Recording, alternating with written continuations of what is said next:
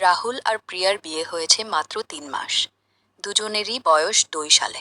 রাহুলের বাবা মা প্রিয়ার বাড়ি থেকে জোর করে এই বিয়ে ঠিক করেছিলেন। প্রিয়ার বাবা মা বলেছিলেন, মেয়ে বড় হয়ে গেছে, এখনই বিয়ে না দিলে সমাজ কি বলবে। কিন্তু প্রিয়া চায়নি। তার একটা ছেলের সঙ্গে 2 বছরের সম্পর্ক ছিল, অর্ণব। কলেজের সেই প্রেম। কিন্তু অর্ণবের বাড়ি অন্য জাতের, অন্য ধর্মের। প্রিয়ার বাবা একদিন সব জেনে গিয়ে অর্ণবকে হুমকি দিয়ে তাড়িয়ে দিয়েছিলেন। আর প্রিয়াকে বলেছিলেন, এখনই বিয়ে না করলে তোকে মেরে ফেলবো। রাহুল জানতো না এসব। সে ভেবেছিল প্রিয়া হয়তো লাজুক, তাই কথা কম বলে। বিয়ের পর প্রথম কয়েকদিন সে প্রিয়াকে অনেক আদর করেছে, অনেক স্বপ্ন দেখিয়েছে। কিন্তু প্রিয়া শুধু হাসতো। সেই হাসিতে কোনো আলো ছিল না। রাতে খাওয়ার পর প্রিয়া ফোনটা নিয়ে বসতো। বাপের বাড়িতে ফোন। ঘন্টার পর ঘন্টা। রাহুল শুয়ে শুয়ে শুনত প্রিয়া কাঁদতেছে। মায়ের সঙ্গে ফিসফিস করে বলছে, মা, আমি আর পারছি না। ওকে দেখলেই আমার বমি আসে।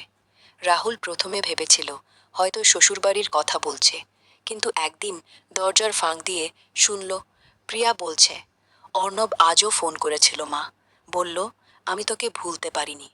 রাহুলের বুকটা ছিলে গেল, তবু চুপ করে রইল। পরদিন অফিস থেকে ফিরে দেখল প্রিয়া আবার ফোনে। রাহুল শান্ত গলায় বলল, প্রিয়া, একটু আমার সঙ্গে কথা বলবে? প্রিয়া ফোনটা কান থেকে নামিয়ে ঠান্ডা চোখে তাকালো। কি বলবে? তোমার সঙ্গে কথা বলার কি আছে? আমি তো তোমাকে বিয়ে করতে চাইনি। তোমার বাবা মা জোর করে আমাকে কিনে নিয়েছে। রাহুল চুপ করে গেল। সে রাতে প্রথমবার প্রিয়ার কাছে কাছে যাওয়ার চেষ্টা করল।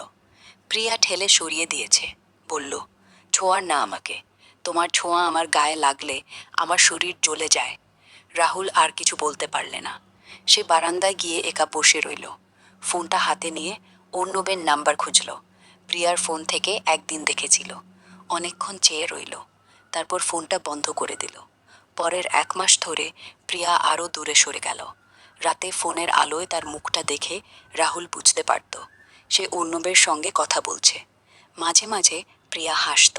সেই হাসি রাহুলকে কষ্ট দিতে সবচেয়ে বেশি, কারণ সে জানো ওই হাসি তার জন্য নয়। একদিন রাহুলের মা ফোন করে বললেন, বৌমা কেমন আছে রে? নাতি নাতিনদের খবর কি? রাহুল হাসল, কিন্তু তার চোখে জল চলে এলো। মা, প্রিয়া কখনো আমার হয়নি। আমি শুধু একটা জোর করে কেনা পুতুলের সঙ্গে থাকি। সেই রাতে প্রিয়া ফোন রেখে ঘরে এসে দেখলা রাহুল বিছানায় শুয়ে আছে, চোখ বন্ধ, কিন্তু তার গাল বেয়ে জল গড়াচ্ছে। প্রথমবার প্রিয়ার মনে কিছু একটা নাড়া দিল। সে চুপ করে পাশে বসল। অনেকক্ষণ পর ফিসফিস করে বলল, রাহুল, আমি সত্যি দুঃখিত, কিন্তু আমি তোমাকে ভালোবাসতে পারবো না। আমার ভালোবাসা অন্য কারো জন্য শেষ হয়ে গেছে।